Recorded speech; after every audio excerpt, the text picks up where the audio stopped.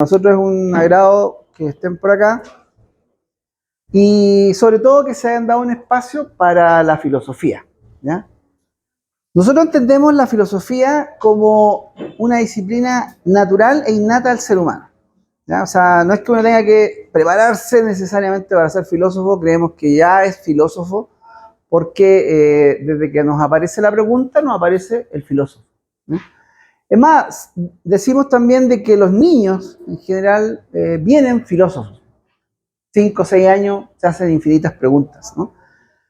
Porque es la pregunta precisamente la necesidad de tener una respuesta, ¿ya? Hay un personaje que se llama Heidegger que dice que el que se hace la pregunta, ¿no? ¿Quién es el que se hace la pregunta? ¿Quién pregunta? Bueno, pregunta el ser. El ser pregunta sobre sí mismo, se pregunta sobre sí mismo. Y ese sí mismo somos nosotros que quizás de pronto no nos logramos ubicar, no nos logramos conocer. Esto también conecta con el principio que nos habla casi toda la filosofía también del famoso conócete a ti mismo. ¿Mm? Conócete a ti mismo y descubrirás las leyes del universo, también nos dicen, ¿ya? Entonces, partiendo de esa premisa, partiendo de esa base, es que los seres humanos somos realmente un gran enigma, digamos. Primero, no sabemos exactamente por qué estamos acá, ¿ya? No sabemos de dónde venimos, no sabemos hacia dónde vamos, no sabemos, tenemos tantas creencias, pero muy pocas certezas, la verdad, ¿ya? Cada vez tenemos menos certeza. Hoy día los paradigmas se nos han ido cayendo, pero completamente, digamos. El paradigma del progreso materialista permanente está derrumbándose. El paradigma, ¿no es cierto?, de que, bueno, venimos aquí partimos todo, partió de un Big Bang, por ejemplo, también se está poniendo en tela de juicio, porque se lanzó una especie como de satélite, ¿no es cierto?, va en un viaje, como una nave que va en viaje contrario al tiempo, digamos, ¿ya? Ya se está sacando fotografías y esas fotografías van marcando imágenes que no coinciden con lo que se suponía podría existir en una época anterior, o sea, en millones de años antes. Se está poniendo en duda también el Big Bang, digamos, ¿no? ¿Ya? La física cuántica además nos entrega un elemento más complejo todavía porque nos dice que los seres humanos somos co-creadores de la realidad. ¿Qué quiere decir eso de ser co-creadores de la realidad? Bueno, significa que las cosas de alguna manera las vamos determinando de acuerdo a lo que pensamos. O sea, el pensamiento genera energía, ¿ya? Y esto es un experimento que se hizo en un laboratorio, digamos, o sea, no es una suposición, ¿no? El experimento se llama el experimento del movimiento del electrón, ¿ya? Y bueno, y fue producto además de una suerte de casualidad, la verdad, porque tampoco es que lo tenían muy pensado, ¿no? La idea era revisar el comportamiento del electrón, ¿ya?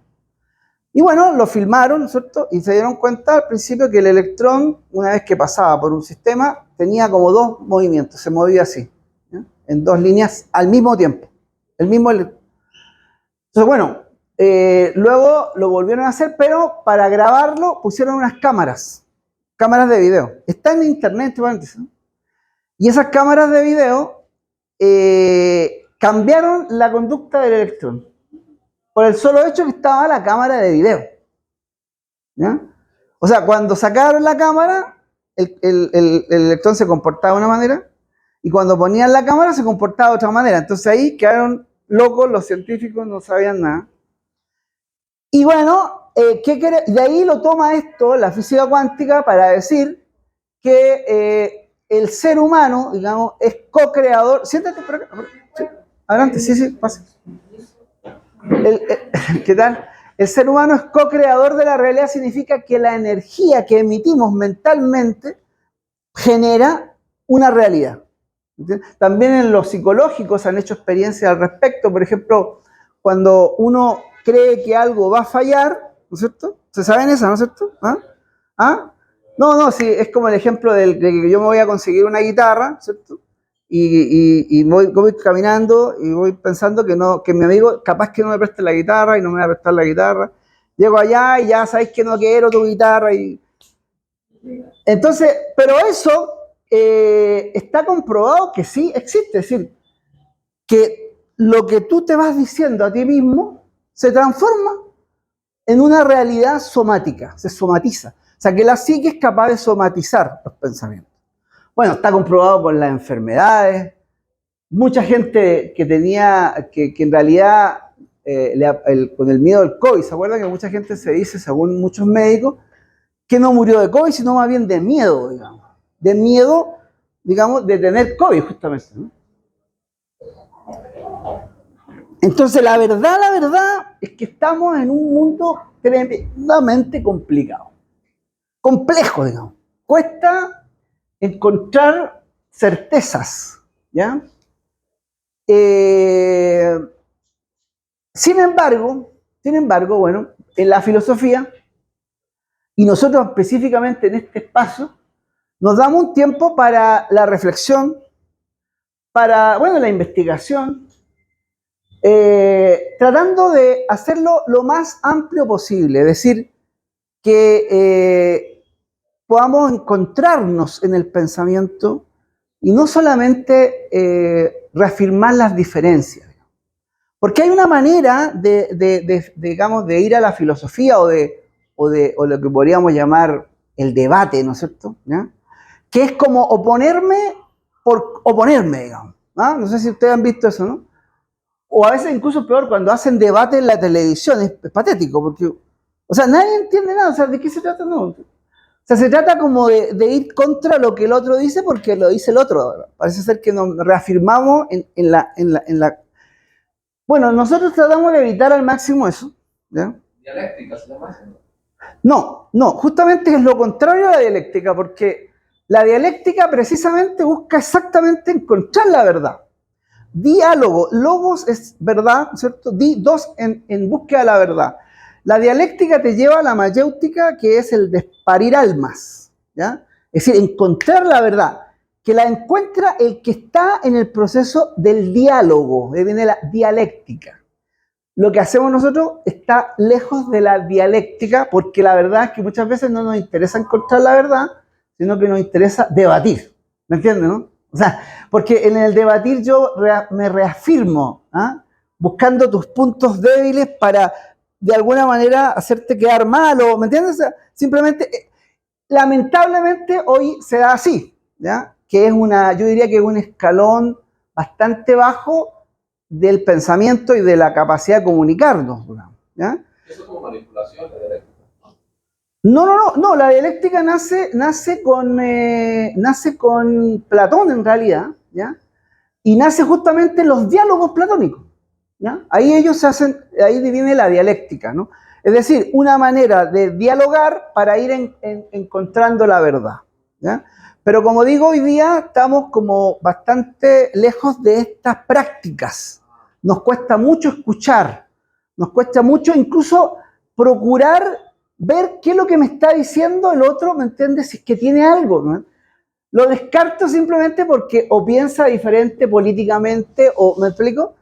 O sea, ahí estamos como lejos de, lamentablemente, de esta forma tan especial, porque imagínate que Sócrates, en la Atena clásica, él justamente se levantaba en la mañana con la única misión de lo que él llamaba parir almas, ¿ya? Parir almas, ¿qué significa? Que la conciencia se encontrara con una verdad que además incluso la relacionaba hasta con una fórmula matemática, ¿no? Él decía que un argumento AB, ¿ya? Yo lo podía comprobar si se transformaba en un triángulo isósceles, ¿ya? O sea, de dos caras iguales. O sea, si yo voy a establecer una verdad, ¿cierto? ¿Ya? Eso tiene que coincidir con tanto en el movimiento ascendente como en el movimiento ascendente. ¿Me entiendes? O sea, es como decir, ya, tú dices esto de esta manera, bueno, vamos a verlo de otra manera. ¿Me entiendes? ¿Ya? Entonces, por lo tanto, esa es una búsqueda que la filosofía se ha dado hace muchos años, ¿no?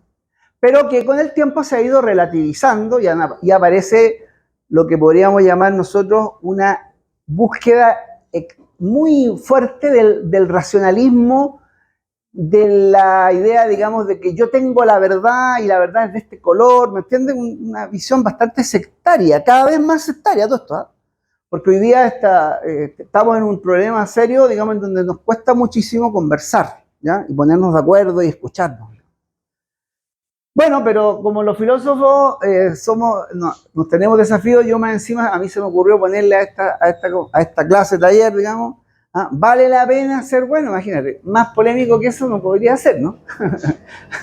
¿Ah?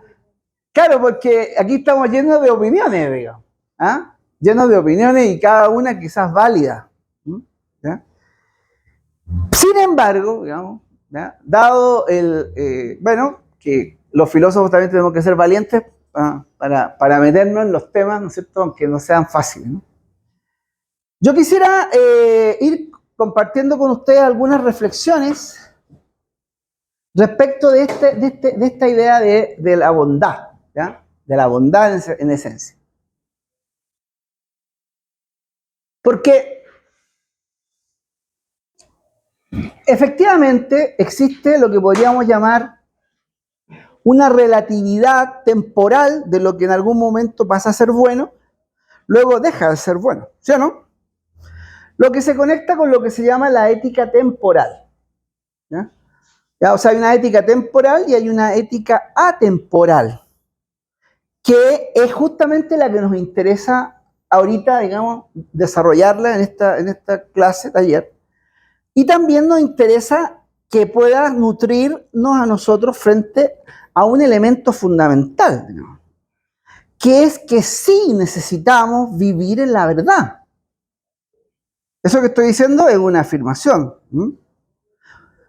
¿Qué pasa cuando tú te encuentras con una persona que tú detectas que te mintió?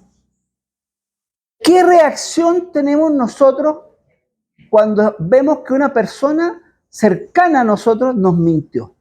Decepción. O sea, ahí hay un detalle interesante, ¿no? No somos indiferentes cuando nos mienten, ¿sí o no? Claro, por supuesto. Pero en general, digamos, si alguien claramente nos mintió, además sabemos que la intención era tener una ventaja, ¿no es cierto? Peor, ¿sí o no? Cuando vemos que nos mintió simplemente porque quería tener una ventaja, ¿no? O sea, algo nos pasa con la búsqueda de la verdad, ¿sí o no? Y sin embargo, cuando nosotros mentimos, bueno, son mentiras piadosas, ¿o no? Las mentiras nuestras son piadosas. Las mentiras de los demás son malintencionadas. ¿O no? Sí, pensamos así, ¿no? O sea, somos muy subjetivos con esta idea de la mentira. Sin embargo, nosotros queremos estar en la verdad, ¿no? O sea, la verdad no es un detalle, digamos. Yo diría que hoy día estamos en una problemática compleja porque fíjate que cada vez las cosas se van relativizando más. Es más, hoy día, por ejemplo, tenemos pensadores, hay un profesor en Alemania, que yo vi una entrevista hace poco, que justificaba el amor a los niños, incluso derechamente, el contacto sexual con los niños, ¿ya? He visto también diputados en España, no sé si ustedes han visto, ¿no?, hablando de los derechos sexuales de los niños. ¿Se habían imaginado ustedes eso hace unos 20, 30 años? ¿No es cierto? O sea, ahora, ¿eso será una ética temporal o será una ética temporal? Complicadas las preguntas que estoy haciendo, ¿no? Pero bueno, sin embargo, quiero con esto que vamos dándonos cuenta de que sí necesitamos, digamos, que el relativismo es peligroso incluso, ¿ya? Y que sí necesitamos alguna verdad. Bueno, de partida, nosotros como organización filosófica estamos en una búsqueda, ¿ya?, que es importante destacarlo. La búsqueda es que procuremos que los seres humanos en general, las corrientes de opinión, económicas, sociales, la ciencia, el arte, la filosofía, etcétera, busquen puntos de encuentro y no de separación. ¿Me entienden? O sea, es una búsqueda, es una decisión. Porque nos parece que nadie tiene la verdad absoluta, la verdad. ¿Me explico? O sea, partiendo de esa base, partiendo de la base que estamos en un caos, digamos, de certezas, ¿ya? Pero ¿qué hacemos? Nos hacemos los locos en el caos de certezas, escondemos la cabeza como el avestruz, ¿ah? Y sigamos echándole para adelante nomás. O buscamos puntos de encuentro, ¿ah? En donde veamos coincidencias en la ciencia, en el arte, en la filosofía, en la religión, ¿me entiende? En el pensamiento universal. ¿Ah? Bueno, nosotros estamos empeñados en esa tarea. De hecho, el taller que ustedes están haciendo, el taller de filosofía, ¿cierto? Justamente tiene ese objetivo, tiene el objetivo de revisar, por ejemplo, el pensamiento de la India, el pensamiento del Tíbet, el pensamiento egipcio, el pensamiento confucio, ¿me entiendes? Y sobre todo, buscar elementos que conectan con nuestras necesidades, porque los seres humanos tenemos necesidades y nos enfrentamos permanentemente a tomar decisiones, ¿sí o no? Y a ver, ¿hago esto o hago esto otro? ¿Ah? Hice mal. Hice mal. ¿Ah? ¿Y cómo me siento cuando yo sé que hice mal? ¿Cómo me siento? ¿Ah? Ajá, ¿no es cierto? Por ejemplo, bueno, ya que estamos en confianza y esto no va a salir... perdón, lo están grabando. Bueno, voy a contar algunas cosas que a mí me ocurrieron en lo personal